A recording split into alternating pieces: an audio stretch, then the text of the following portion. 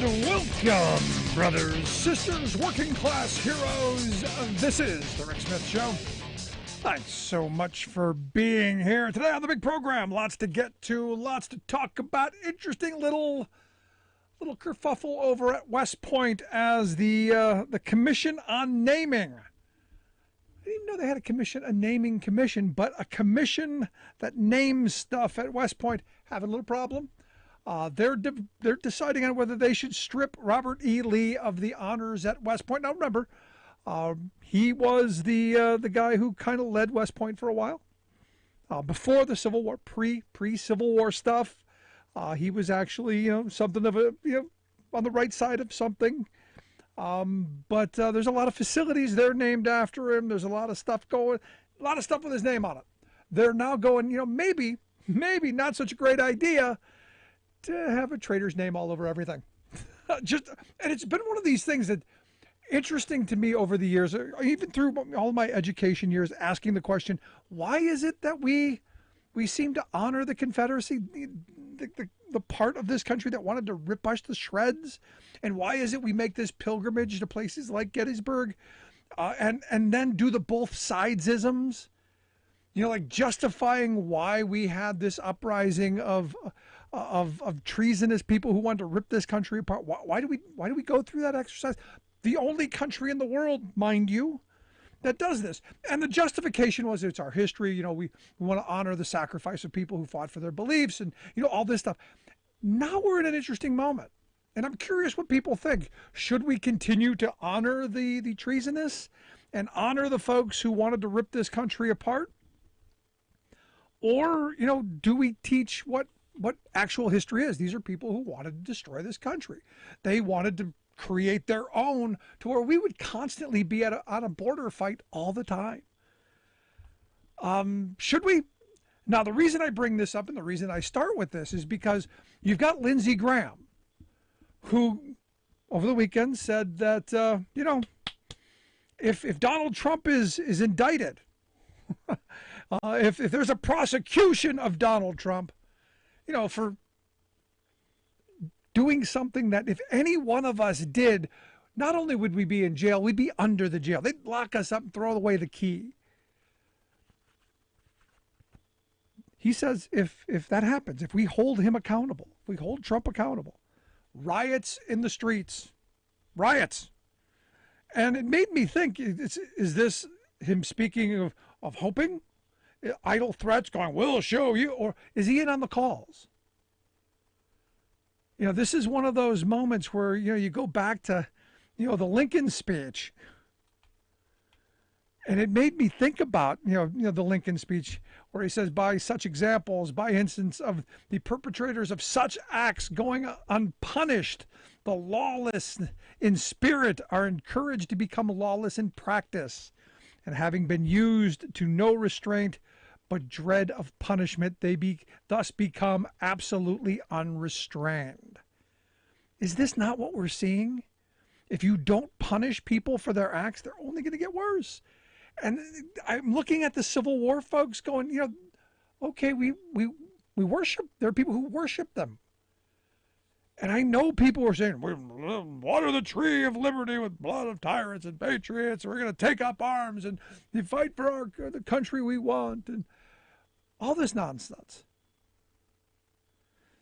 Lincoln goes on, while on the other hand, good men become tired of and disgusted with a government that offers them no protection and are not much averse to a change in which they imagine they have nothing to lose. Thus then, by the operation of this mobocratic spirit, which all must admit is now abroad in the land, the strongest bulwark of any government, and particularly of those constituted by like ours, may effectively be broken down and destroyed. I mean, the attachment of the people. This is where I'm kind of worrying. When you've got a sitting senator, saying, hey, if someone's held accountable, if one of my guys held accountable, riots, actually calling for violence in the streets. Because that's how I view this. And I'm curious your thoughts. 1-866-416-RICK, 1-866-416-7425. I see this as him calling for, I'll tell you, if he's held accountable, because that's what they do. This is that kind of signaling. And it's frightening. Because here's what's interesting. I think most people are now going, it's probably likely Trump's going to get indicted. Now, I'm still on the, I don't know. I was on the never going to happen. I'm now in the, I don't know. These are bad things. This is real criming. Not that all of the other slew of criming that went on for the 4 years he was in power, not that was any worse, but this is real national security kind of stuff. We still don't know what he has done. We still don't know who wandered into the Golden Palace. We still don't know. And this is one of those moments where I'm curious. I'm curious where the thought process is. Because again, I'm still trying to figure out, like Karl Rove, and again, Karl Rove, never in a million years thought I would agree with Karl Rove, who is stumped on why it is that Trump would have these documents. Why is he holding these materials? Why? He said, quote, why he's holding on these materials when he had no legal authority to do so under the Presidential Records Act is beyond me. And I'm in the same spot. Absolutely beyond me. But let's go to the phones. Let's get Jim in Chicago on line one. Jim, how are we doing today? Good, Rick. How are you? I'm living the dream. As far as the statues go, it's interesting. Here in Chicago, they took down the Columbus statues at two different locations. The most important of which, to most folks, was in the Little Italy area around Taylor Street. You can say what you want about Christopher Columbus. We were taught one thing in school, I think similar to you, that he discovered America. Then there was a train of thought that Amerigo Vespucci maybe discovered America. I don't know which is true. Sometimes I don't know what to believe, actually, the way things are today. But I think the issue with the statues is it's somebody of Italian descent. It's somebody that we were led to believe that maybe was a great person, maybe he wasn't so great, but it doesn't take away the issue that they're a proud people, and it's something that they have. It's something that says, hey, this somebody of our ethnicity helped to take part in the founding of America. Whether it's right or wrong, I don't know, but I could certainly understand where they're coming from. Yeah, it's a whole different topic, and I'm not really sure where I go on this. Like you, I was taught that he was a great guy, he was an explorer. We find out rapist, murderer, maybe, possibly, all those horrible things. I'm more concerned about, the Civil War stuff. I mean, it's amazing to me that this is stuff we know, and we have created this both sidesism where is there any other place in the world where traitors and people who tried to commit treason and tear a nation in half is still being looked at favorably? Has that ever happened anywhere else but here? No, and I agree with you 100%. That it probably should have been done a long time ago. But again, most people in this country aren't as enlightened as other people in the world. And as far as Lindsey Graham, I agree 100%. When you start to say that kind of stuff, you just put that kind of stuff in these goofy people's minds, and it plays on them. And we've seen it with some of these people just of late, charging the Capitol, whatnot. But the bottom line, I think, is on that, and I think here's where these people will fall into line. For the folks that kind of are looking to do something like that, believe me when I tell you, the military and the National Guard and the FBI and all these other folks, they have a lot more than you have, and I would probably think that anything that would get too out of hand would be quailed pretty quickly. Well, that is the hope, isn't it? But I've got friends who believe that the military has taken a rightward bend, and and the hope is, especially on the right, and I've got militia type friends who believe that when push comes to shove, the good militiamen and the good military people, they're going to choose the right side this time, is how it has been told to me. My hope would be this then. I'm sure you probably saw the movie V, Vendetta. Yes. I would hope that the way things would end would be the way that movie kind of ended, where the people and the masses and those of us that are on the right side marched towards these folks and they just stood down. I would hope that would be the case. I'm with you. Appreciate the call, Jim. Thanks, Good stuff. Rick. Thank you, Jim. Appreciate it. No, look, this is one of those questions. It's an open question. I don't have all the answers. And on the Christopher Columbus thing, I mean, that's, again, I was taught a completely different reality of what's being said today. And, that's one of those things. As a society, we should be having that conversation as well. But for me, the treason angle, kind of a big one. Let's go to line 3. We've got Alice on 3. Alice, how are we doing this fine day? Oh, we're doing well. What's on your mind? I find it just amazing that the party that loves to tell us what big patriots they are, defenders of the Constitution, and the party of law and order are the ones that seem to not have a problem thinking and speaking it out loud that the rules and laws don't seem to apply to evangelicals or Republicans. It's just amazing. It doesn't matter to us. It's only you, Alice, that the laws apply to. Only you and like you, because you can't be trusted. Absolutely. It's just amazing. And, this thing with the Civil War thing, if you recall, the Civil War, when it went through Reconstruction and then when Reconstruction ended, so it was probably around the 1880s that we started to see this revision of the Civil War. And by the time that, what's-her-face, Margaret Smith, I don't know, but the one who wrote Gone with the Wind, we were in the full-blown going, oh, the poor South, they were victims of Northern aggression thing. And we have all these people brought up on this belief that, of the poor South, and it was a great war, and blah, blah, blah. And the point of the matter is, when you come right down to it, the South were really ticked off because they couldn't have slaves anymore. They committed treason. They are the ones who started it by firing on Fort Sumter. And now we're told, well, these were heroes, and we're supposed to watch them. It's just amazing. With you. Appreciate the thoughts, Alice. Thank you. Bye-bye. No, again, I go back to this. I remember, going to Gettysburg as an 8th grader, and the history teacher, taking us there. And this was an exciting moment for him. I mean, this was a great battle. And, he knew, like pieces on a chessboard, how everything moved. And it was like this great moment. And I remember at the time going, people died in horrible ways. The person who gave the tour, talked about the suffering of people on both sides, thousands of people just suffering and dying so rich people could own other people. It's basically what this was. Poor people fighting so that rich people could own people, which is really bizarre.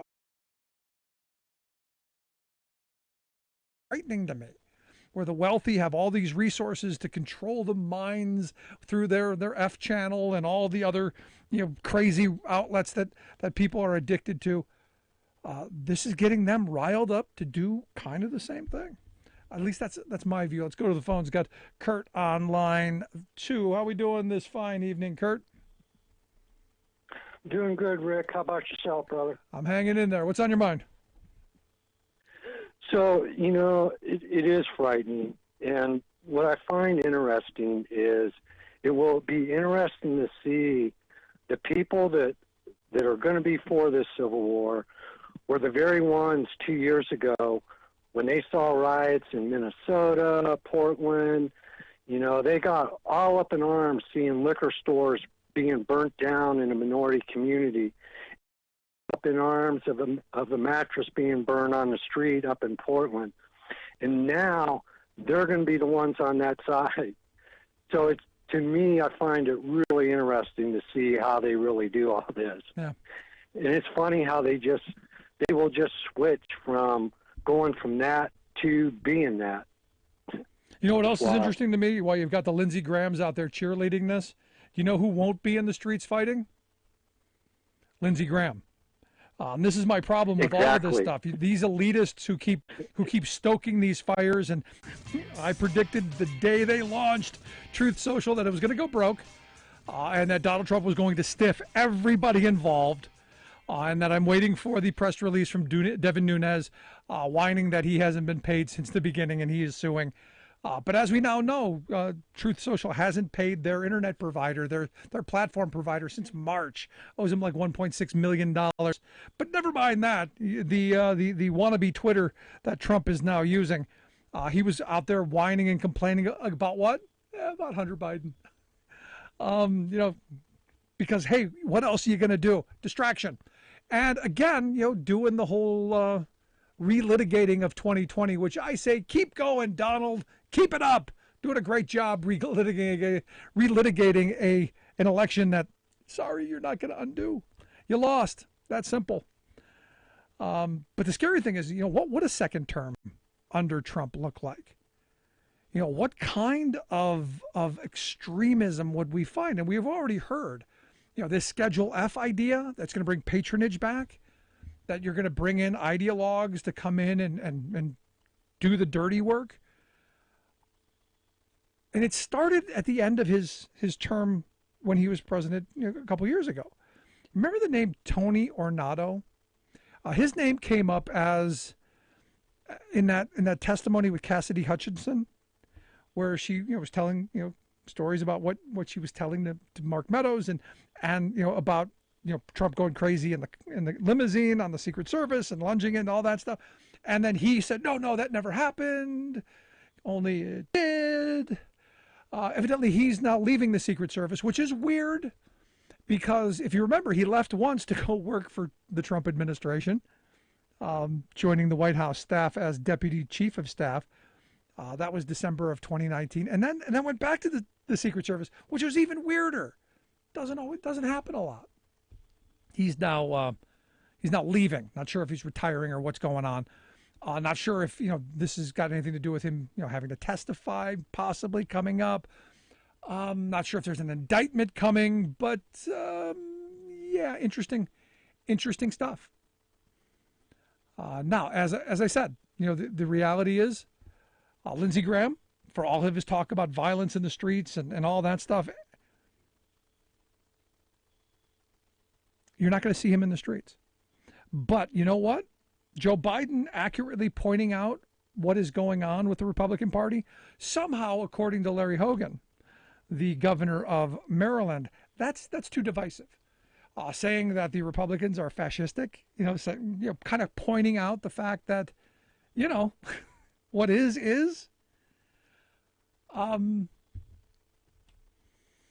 This is one of those moments where you go, Larry, have you looked at your party? He said, this is the kind of divisive rhetoric on both sides that is really bad for America. He says, I've been talking about the toxic politics, and if Republicans are calling Democrats socialists and communists, and we have a president of the United States calling Republicans fascists, I don't think it adds to the overall discussion. Now, do I somewhat agree? A little bit. But the reality is Republicans right now, they're fascists. And they hate working people. Reality is, Republicans hate working people. And that can be seen no more than looking at the student loan thing that's come up. And I've said this for a while. The sad reality is we've been force-fed this idea that anything for working people is bad. Anything for corporate America is good. And it hasn't happened. It shouldn't be this way. Every industry in this country gets welfare. No one complains about it. The oil companies get welfare. Baseball and football, all the sports franchises, they get welfare and special protections. The sugar industry, the farming industry, you can go down the list. Here where I live in Pennsylvania, one of the most welfare-riddled state for corporate America. But we don't say anything about that. You don't see people losing their mind. Donna sent me an email. She said, did you know that the bill Biden will pass forgiving student loan debt is unconstitutional? Check out the video of Pelosi saying that Congress can do that. She didn't send the video. I tried to respond back. She didn't. It bounced back to me. So if Donna, you want to send me another email, that's good. I'll take that. But here's the thing. One, it's not a bill. It's an executive order. And before Donna and the right lose their mind, Trump issued, 220 executive orders during his 4 years. Every president does it. It is what it is, and everybody complains about it. I agree. Congress should be doing this. I wish they would. I wish they'd get off their behinds and do something to fix this.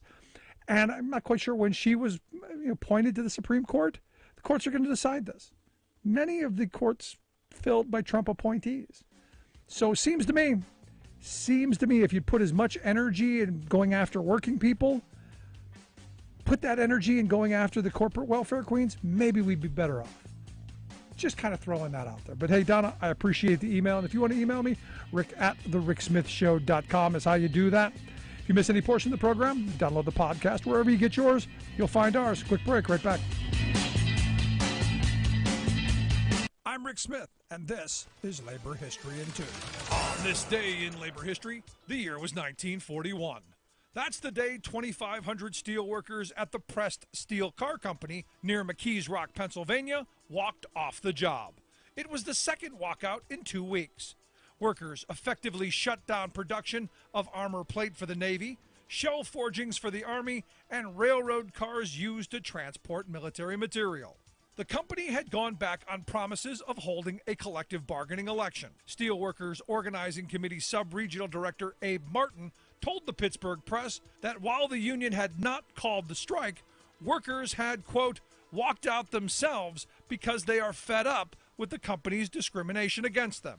SWAC had been trying to organize the plant for years, but the company had engineered an election for a so-called independent union 18 months earlier when the complex was only operating at half capacity. Workers walked out at the beginning of the month and ended their strike on the guarantee that negotiations for a new election would begin.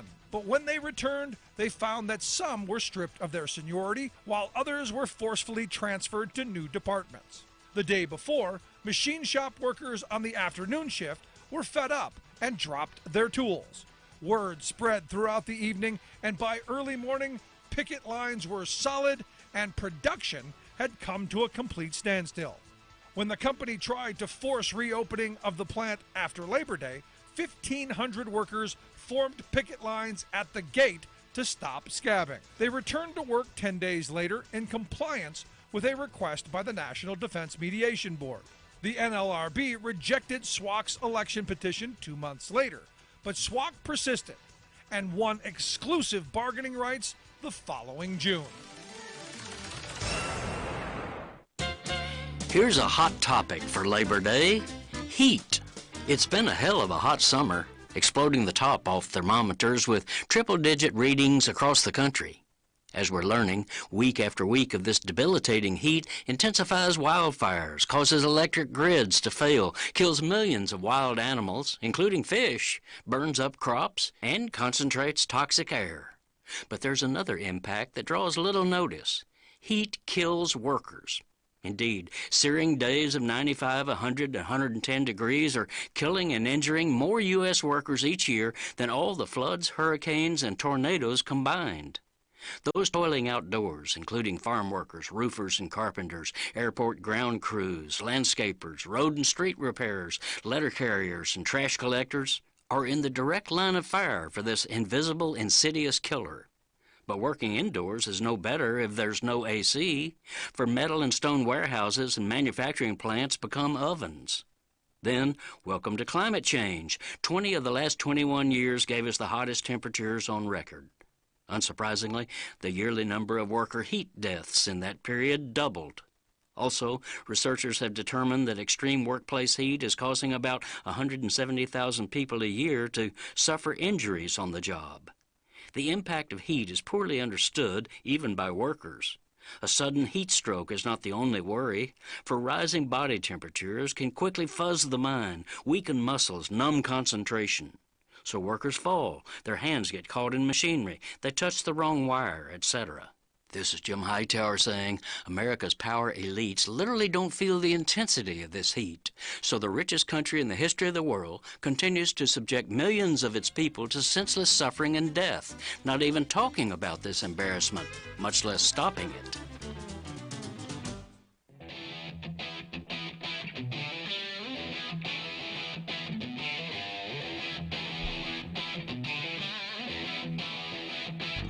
Welcome back to the Rick Smith Show. Now, here is Rick Smith. So Catherine from Michigan sent an email during the break. She says, why is it not a problem that the Donald can be granted bankruptcy 6 or so times, millions of dollars of debt forgiveness, some even losing pensions because of his failures, but forgiving a tiny fraction of debt incurred by trying to better your life is putting Americans in jeopardy. She says Republicans are fascist narcissists. Thanks for what you do. You're right, Catherine. The reality is, Trump, and like him, I look at Kurt Schilling, who tweeted out today that, my body, my choice, ?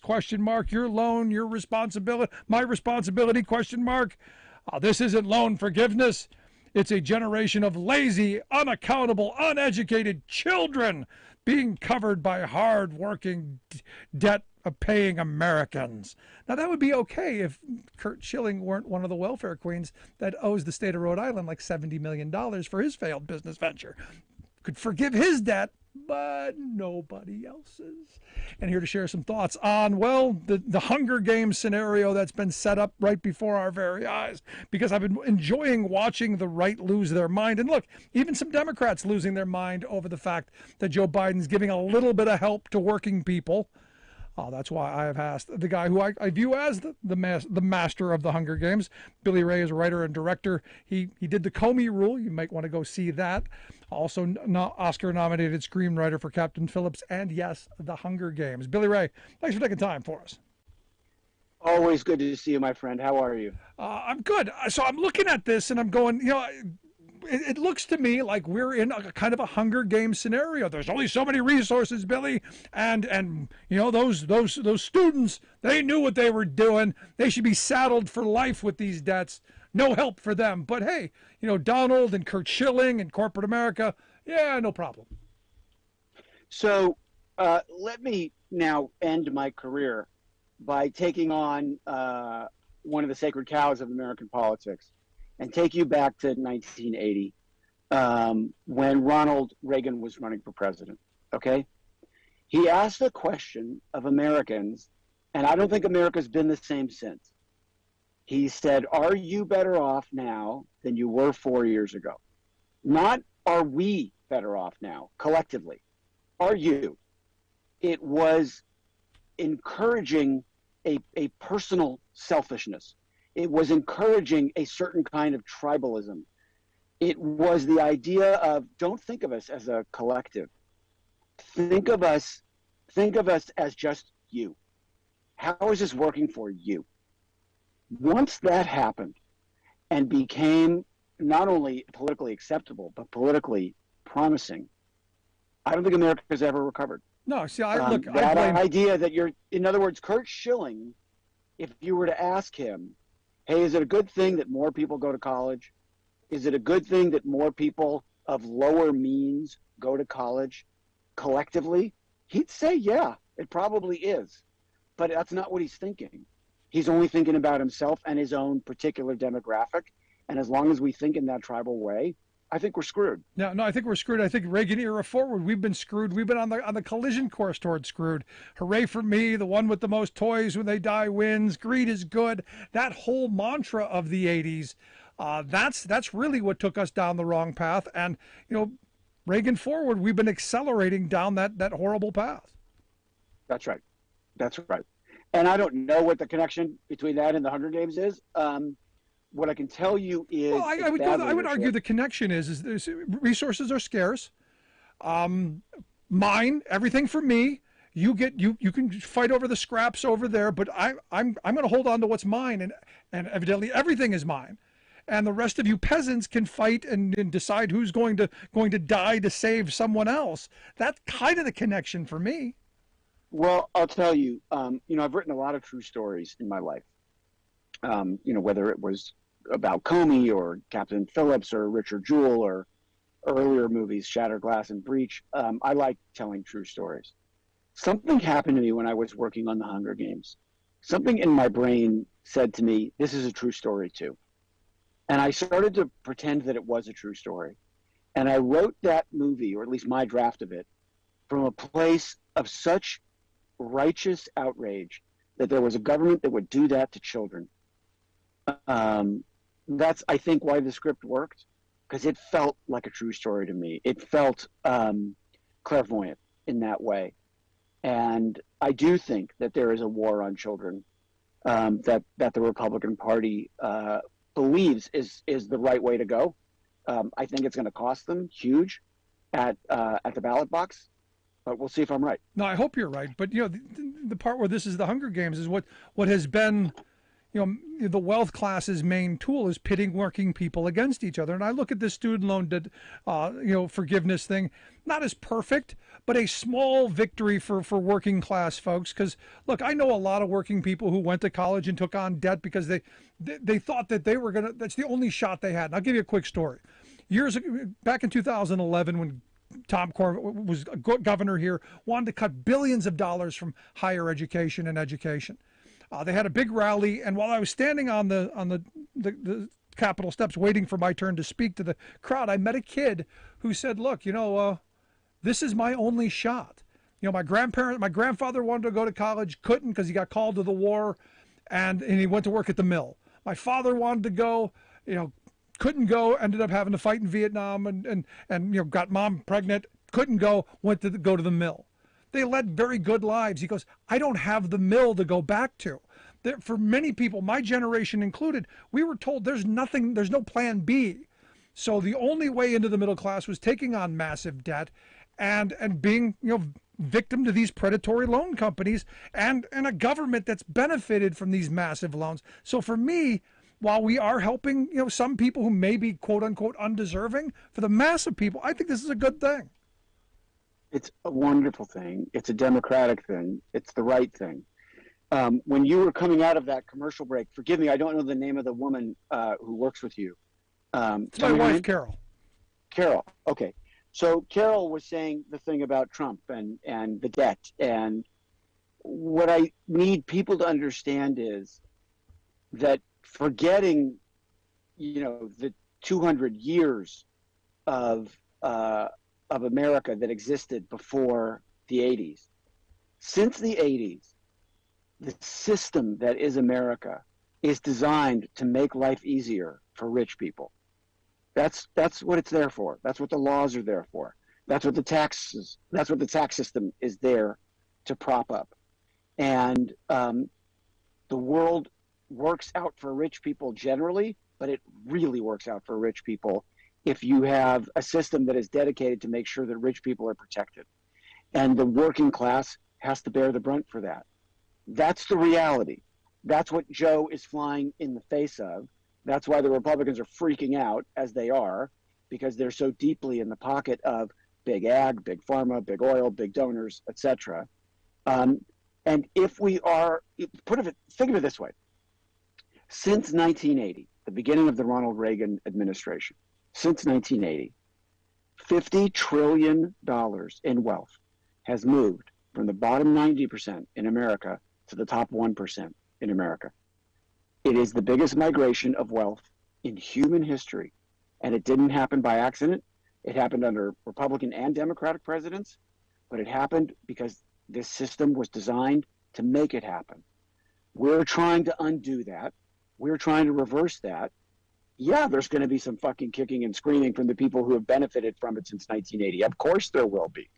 But we got to win anyway. Listen to the Rick Smith Show here with Billy Ray. He's a writer, director. He wrote the Comey Rule, also Oscar-nominated screenwriter for Captain Phillips and The Hunger Games. You hear this often. The Republicans are in the pockets of big business and big donors. But the argument then is, well, Democrats are too, and to a smaller extent, yeah, there are corporate Democrats as well. The question then becomes, sure, how do working class people then, who don't view either party as their champion move forward. I mean, I look at Biden, and Biden wasn't my first choice, but he's been surprisingly really good on a lot of things, and legislatively gotten a lot more than I ever imagined passed. What's the way forward for working people in this moment? Look, the fact is 2/3 of Americans want a choice beyond Democrats and Republicans. 2/3 of the country. Okay. And they come by that honestly enough. But there's no choice right now between the Republicans and the Democrats if you're a working person. Of course you have to support Democrats. Right now there is no alternative to that. There is no third party that actually is real. So you have to support the Democrats. If I look at the Democrats, I see an imperfect party that has just delivered on COVID relief, infrastructure, climate, jobs, inflation reduction, and Ukraine. Like, what's wrong with that party? That's a pretty good record to run on. Yeah. No, I'm with you. And this is where I think Biden's got to do more, getting out and talking to people and taking credit and doing victory laps and letting people know what has been done. And look, people like you and me talking about, how do we make policies that's going to move us forward? Because, you're absolutely right. I've been saying for years, Reagan era forward, it's been bad policy that's got us in this mess. It's been bad tax policy. It's been bad trade policy. It's been bad all the way up and down. The way forward is good policy. We need to elect people, working class people, into those places who are going to take care of other working class people. And yes, I agree. But you look at Alyssa Slotkin, you look at Abby Spanberger, you look at some of the truly great representatives from the Democratic Party that are in Washington right now. That's what they're doing all day. They're fighting for the big middle. They're fighting for that working class. They're working for working people every day, and they're making their party better. My point is, let's elect more. My point is, they need more. They need help. They need reinforcements. Bernie Sanders has been out there screaming this stuff for years. We need more Bernies. We need more representatives like the ones you laid out. Look, I would challenge that. I'm not a giant Bernie fan. Well, but I believe the votes are in the big middle. I believe that's where the superstars of the Democratic Party actually live. I think that's how we beat the Republicans, and that's how we save America. And is there a movement of that happening? Absolutely. Wait till November. I hope so. I have people telling me it's Rovember, and women are going to be upset. I agree. Women are upset, and they're going to go to the polls. Look at the numbers. Look at the numbers of who's registering to vote and what party they're going to be voting for. Check it out. So let me ask you this: the other side of this. Now, a lot of my Democratic friends not happy with Joe Biden because this isn't enough. Is this 10 grand for people without Pell Grants and 20 grand for people with Pell Grants and the 5% cap? Is this enough? Democrats are famous for making the perfect the enemy of the good. I'm not interested in progressivism. I'm interested in progress. Everything Joe Biden has done has been progress. Let's take it. Let's take a win. No, I'm with you. You take the wins and then keep moving and working towards more. That's right. What do you say to the other argument that we haven't done enough to fix the problems that got us into this mess? Because look, I look at my kids who are now going to go to college. The costs haven't come down. They're still going to have to take out loans. What do we do for the next generation? We keep doing what we're doing. We try to dig ourselves out of the train wreck that was Trumpism for 4 years, now going on 6. We try to reestablish norms. We try to bolster our democracy. We try to make sure that people who actually believe in liberty and freedom are running the government. That's step one. And then once that's done, and we've cooled down inflation and calmed down our economy, and people are working and we've protected their jobs and protected their paychecks, then we start to work on the other stuff. Can't do it all at once. Yeah, good and stuff. There's no reason why, and no government ever has. So let me ask you a personal question, because I'm a big fan of your work personally. The Comey rule I loved. Hunger Games, my kids are absolutely huge fans of. Captain Phillips was great with Tom Hanks. What are you working on now? I'm writing a movie about January 6th. Well, just take on something not overly controversial and not overly important. Good for you. Exactly. Why not? Will this be complete with the convictions? Because there've been a couple of convictions, a little bit lengthier sentences here lately. We'll see if I can get it made. There you go. Well, I wish you the best, and it's always great talking with you, Billy. Good stuff, man. You too, Rick. Take care, man. Appreciate the time. Our good friend Billy Ray. Look, at the end of this, a win is a win. Celebrate it. Going to take a quick break. Right back with your thoughts. 1-866-416-RICK. 1-866-416-7425. This is The Rick Smith Show. For working people of the talk.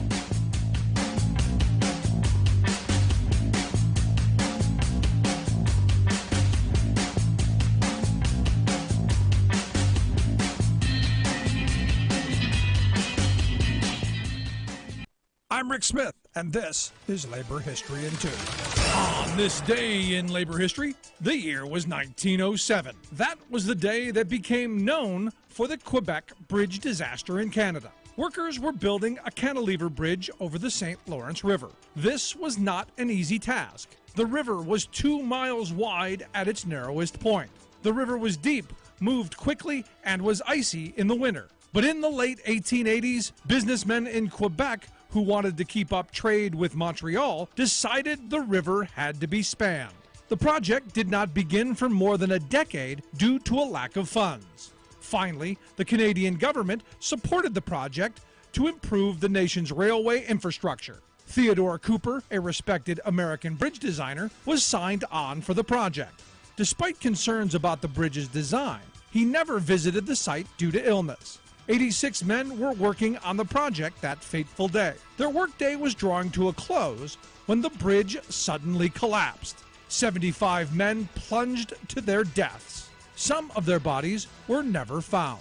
The bridge collapsed because of design flaws. The official report of the disaster noted that the loss of life, quote, might have been prevented by the exercise of better judgment on the part of those in responsible charge of the work for the Quebec Bridge and Railway Company and the Phoenix Bridge Company. Unfortunately, it was not the last tragedy trying to cross the St. Lawrence. After the bridge collapsed, the Canadian government took over the project. A partial collapse on that effort killed 13 more workers in 1916. The bridge finally opened in 1917. Its completion came at a high price, costing $22 million and 86 lives. Labor History in 2 brought to you by the Illinois Labor History Society and The Rick Smith Show. For more information, go to laborhistoryin2.com.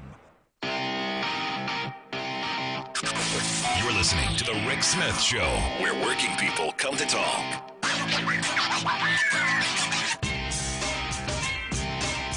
1-866-416-RICK, 1-866-416-7425. Check out the website, thericksmithshow.com. I go back to, and Billy Ray hit on a theme that I've been talking about for years. Ronald Reagan is responsible for a lot of the policies that put us right where we are. And me, as someone who says, look, the assault on our tax code is his number one accomplishment. When he took office, the top marginal tax rate in this country was 70%. By the time he left 8 years later, it was 28%. We're talking a massive redistribution of wealth. And you go, well, where did all that money go? So if we weren't collecting all of those taxes, if you weren't bringing that in to pay for education and health care and all of those things, where did money go? Well, one, slash and burn. This was a guy who, understand, when I was a kid growing up in the 70s, little programs like a school lunch program in the summertime for poor kids existed.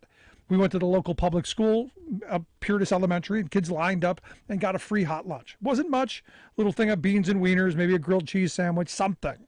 It was something. They slashed that. Gone. Why? Tax cuts for rich people. So you're talking massive redistribution of wealth in ways that really began to tear society apart. This idea of the welfare queen, which they never found, this idea of the small family farmer who lost their farm because of the estate tax, and then got everyone to believe, and I'm still, to this day, it still drives me nuts when someone goes, I shouldn't have to pay tax when I die. And I'm going, are you worth $11 million? Well, no. Well, then you're not going to pay tax, you moron. Stop it. And this is what the right understands. If you regurgitate something often enough, people are going to pick up on it. One of the greatest memes ever, death tax. One of the greatest things they ever came up with. Because everyone hates taxes. Even I hate taxes. And you shouldn't have to pay taxes when you die. Oh, death and taxes, nothing, everything's avoidable. But no, you've heard the rhetoric. And they play on this. Why? Pit us against each other. so that they go, we're going to cut taxes without thinking about who are you cutting taxes on. Am I getting a tax cut? No, not you. You don't make enough to get tax cuts. And we need you to show up to those crummy jobs so you can keep paying your taxes. It's for rich people because they sold us on this idea. And this is the mind-blowing part of this and why the Trumps of the world love the poorly educated. We're going to give rich people more. We're going to give them all the money because they're smart and they know what to do with it. And even as a kid, I go, I don't know, that doesn't sound like a great idea.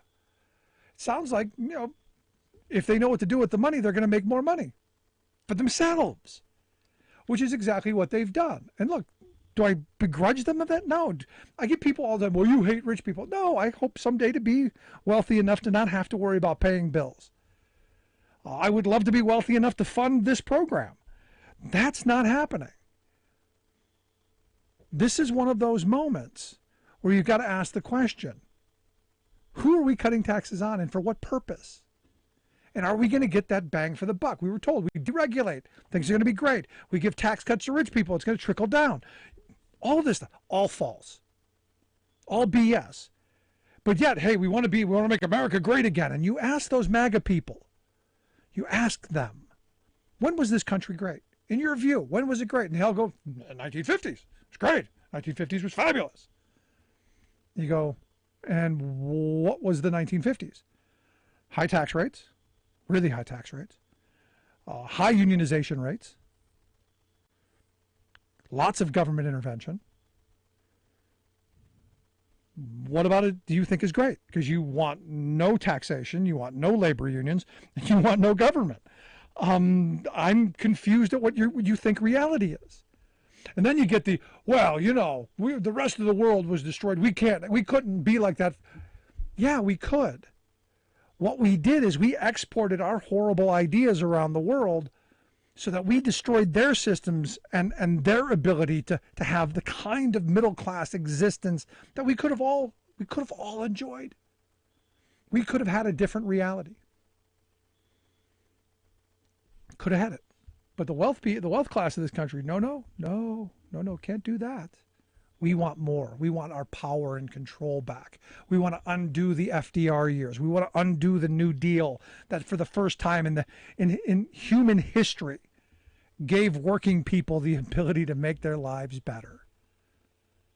For the first time in human history, said it's the government's job to encourage collective bargaining so workers can fight for better wages, hours, conditions. And what the wealth class do? Oh, division. Oh, union members are lazy. Oh, unions are just fat cats. And, all of the nonsense. And working people ate it up. Because division works. Someone else got something that you didn't get. Works. Why should you have health insurance when I don't? Instead of having the flip thought of this is, you've got health insurance. Hey, how do I get that? You've got retirement security. Hey, how do I get that? Your kids can eat at the end of the month. Hey, how can I do that? You've got a roof over your head. How can we do that? We're a screwed up country. And you go, well, who's to blame? Well, we're all to blame. But you go back and you think about that era, that Reagan era. That's when it was. And you think about, the massive tax cuts he gave rich people while simultaneously saying the only way we can save Social Security is by putting an age, a really far out age on it, and then the massive tax increase on working people. Massive. Nobody ever talks about that, about the Reagan era. The fact that he raised taxes 11 times. Nobody talks about that. Lower taxes on the rich people. And, to kind of make it look good, had to raise taxes on who? Yeah, you and me. On working people. But we never talk about that part of the Reagan legacy, do we? No, we never do. We never talk about the destruction of the working class. We never talk about the deindustrialization. We never talk about the fact that bad trade deals were birthed under his leadership. NAFTA was birthed under Reagan. Fully negotiated during the years of George H.W. Bush and signed into law by Bill Clinton. There was a seamless move The only person who seemed to get it was that big-eared guy from Texas. John, second sound. He was right. There was John, second sound. And you know what it was? It wasn't just jobs going to Mexico. It was the cash coming out of your pocket and into that of the wealth class. It was that standard of living that this country had been known for, being sucked away from the working class. And then you wonder why people are angry. You wonder why the baby boom generation, which was handed everything by the greatest generation, who fought for the most prosperous working class in history, handed them high unionization rates, handed them opportunity, handed them a college system where they didn't have to really do anything. You work a summer job, couple hours, you can pay for college. My generation got screwed. I'm one of those kids who went to college for a year and said, you know what? I'm not taking out another loan. I'm not going to saddle myself with massive debt. I went and got a union job. But you know what? I had that opportunity. And this is where we need to start giving kids opportunities again. And the opportunity to go to college without a lifetime of debt. I think it's that simple. Love to hear your thoughts. Email me, rick@thericksmithshow.com. If you miss any portion of the program, make sure you don't download the podcast wherever you get yours. You'll find ours from iTunes to iHeart, Stitcher to Podbean, everywhere in between. That simple. Small green plants line the bed of what used to be a frontier lake between Switzerland and France. It's existed for 12,000 years, but now it's relegated to just a small stream. More than half of Europe mired in worst drought in centuries. Climate change action is way more popular than Americans realize. Plus, a country famed for its oil resources, committed to going to sustainable mobility. Saudi Arabia pushes to become a global electric vehicle leader. Really? Yes. All of those stories and more straight ahead from BradBlog.com. I'm Brad Friedman. And I'm Desi Doyen. Stand by for 6 minutes of independent green news, politics, analysis, and snarky comment. There is no climate crisis. It is a hoax. And fossil fuels are a wonderful thing. It is 2022, and that is Virginia Congressman Bob Good. Hey, Virginia voters, it's 2022. Can you please vote that guy the hell out of office?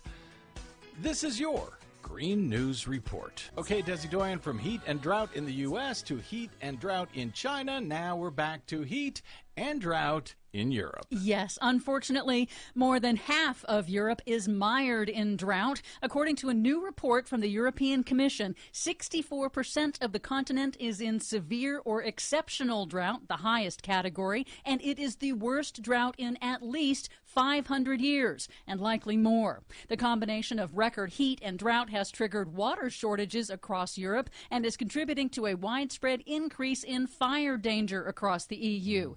Drought, heat, and fires are all worsened by man-made climate change. Yep, they are. Here in the U.S., new projections from NOAA hold a warning for coastal communities that are seeing flooding on sunny days at high tide. You mean like Florida? Yes. Then I'm sure they'll ignore it. NOAA's latest outlook predicts that sunny day flooding, which today occurs on average nationally about once every 2 months or so at any given spot, could hit as frequently as every other day by 2050. That's within the lifetime of a traditional 30-year mortgage originating today. New Jersey is crafting new regulations to restrict development in coastal flood zones based on future climate projections, not past flood data. Good. By 2150, sea levels in Jersey are projected to be 5 to 19 feet higher than today. Don't tell Florida.